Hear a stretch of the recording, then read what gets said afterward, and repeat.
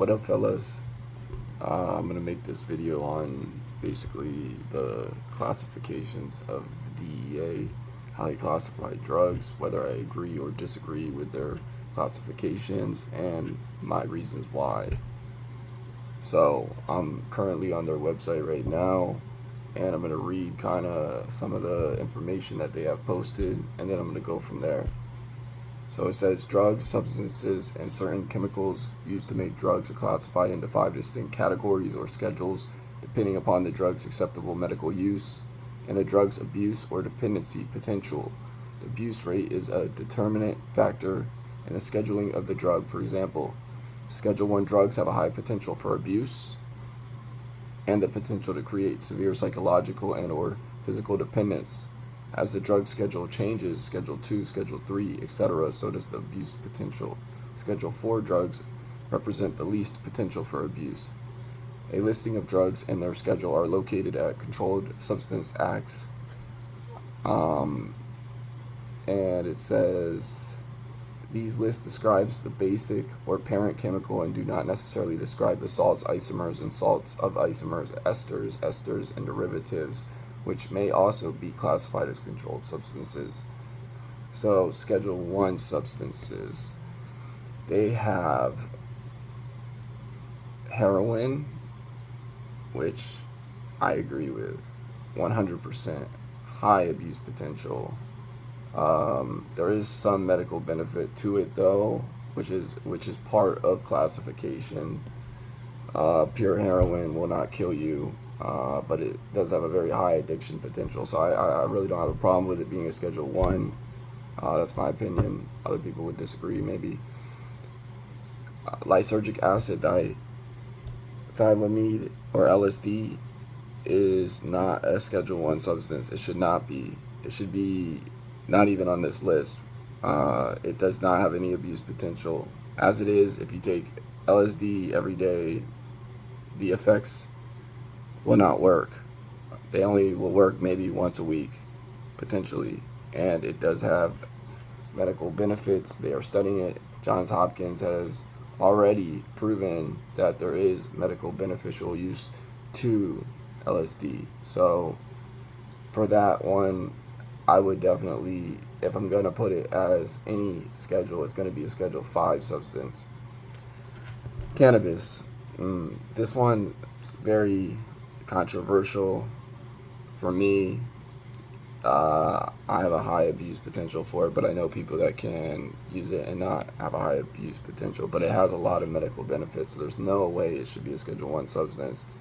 If you're going to put it anywhere, I mean, I would probably put it as Schedule 4 maybe 5 too. It is not a dangerous substance in the sense that nobody has ever died from smoking marijuana. I mean, they might have done something stupid and killed themselves or whatever, but they never died just from strictly using it. Okay, next one, we got ecstasy. Ecstasy, I would say, would definitely be a Schedule 1 substance because it does have a very high addictive potential. It is literally basically like a methamphetamine, and people know that methamphetamine, once you're hooked on that stuff, it's near impossible to get off. And ecstasy is dangerous because ecstasy is cut with various things. Usually it is cut with meth or other just really harmful chemicals and things like that. So that should definitely be Schedule 1. Agree with that one. Methaqualone. That one I'm not honestly sure about. I've never experimented with it, and I honestly, to tell you the truth, don't even know what it is. Peyote. Another one. Should not be Schedule 1. Should be Schedule 5, if anything, or not on the list. Peyote is not addictive. It is something you could do every day, but it does have a lot of medical benefits, and it's used in religious ceremonies, so it has beneficial medical benefits in the sense that your spirit is part of your medical health. And so that one should definitely be way lower. I mean, we're talking Schedule 5 or not on the list once again. Okay, now gonna move down to Schedule 2.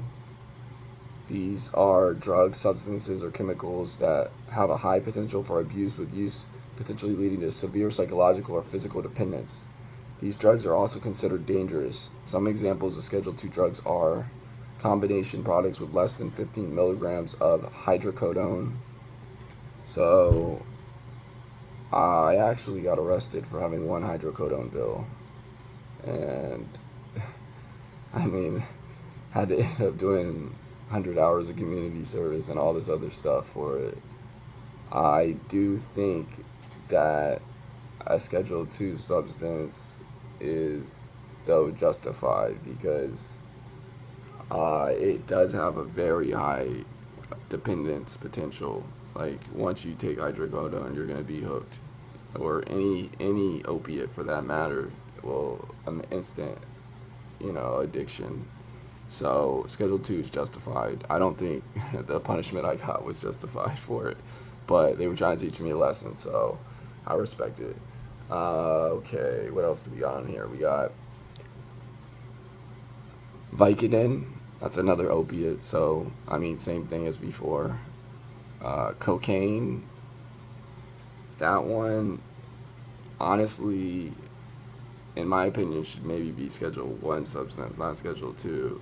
Yes, it could have like numbing effects and things like that, kind of like lidocaine does, but it should be definitely Schedule 1. It is one of the most addictive substances there is, and it's the high only lasts, typically 30 minutes if you're getting, bad product. If you're getting very good product, it could last hours and hours. I've had, fish scale that like lasted 5 hours, so, it just depends really on the quality, but still, either way, it's extremely addicting and one of the hardest substances to get off. You'll go through psychosis and all kinds of things like that. Next up, we got methamphetamine. That should be a Schedule 1 as well. I don't even need to explain that. Everybody knows why methamphetamine should be Schedule 1. Methadone. Methadone should be Schedule 1 as well. It's an opiate. And methadone is a lot of times worse than a lot of the opiates that are just on the black market, like such as Vicodin, Perks, things like that. Hydrocodone has a very long half-life. Something with that long of a half-life means it will stay in your system a lot longer, so your body will crave it a lot more. They say, well, that can help wean you off of it, but no, it still just creates the same dependence, with a longer high, basically. Okay, we got Dilaudid. That one, definitely Schedule 1, one of the strongest opiates. Usually it's injected into you. They usually use it at hospitals. If you're having major surgery, they'll use an IV of Dilaudid and put it in you, and it will instantly knock you out pretty much. You'll feel nothing. Demerol, I'm not really familiar, but I think it's an opiate. If I'm not mistaken. Let me know down below. Oxycontin, that's another opiate, so same thing. Fentanyl should be above Schedule 1. Fentanyl should be like Schedule 0. It should be the worst penalty you can get. That's basically instant death. A lot of people, though, that do heroin every day, they want their stuff cut with fentanyl. They don't want anything that doesn't have fentanyl in it because they can't get high on regular heroin anymore.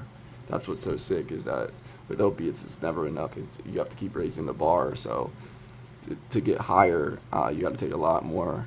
And fentanyl is the only way to raise the bar, basically, from heroin.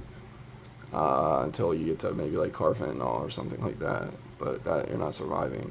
That's elephant tranquilizer, about 100 times stronger than regular fentanyl.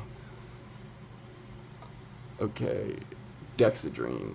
This one I disagree with being Schedule 2. It does have a high dependence, but it also has very great medical benefits, and I don't feel like it's very damaging to your health, like as much as like opiates are, because I don't believe it leads to further drug usage.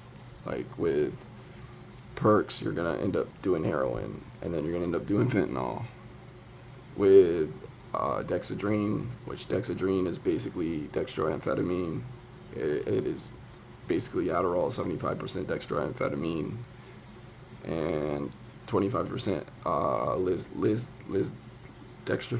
dexamine or something like that.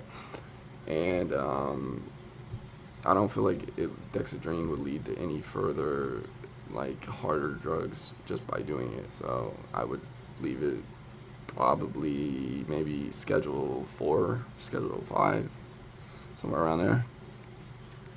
We got Adderall and Ritalin, same thing, or same class, stimulants, same exact drug type. And a lot of times they're prescribed. If you have ADHD, you're prescribed it. I'm prescribed Adderall. I do have ADHD, so I have trouble focusing, and it does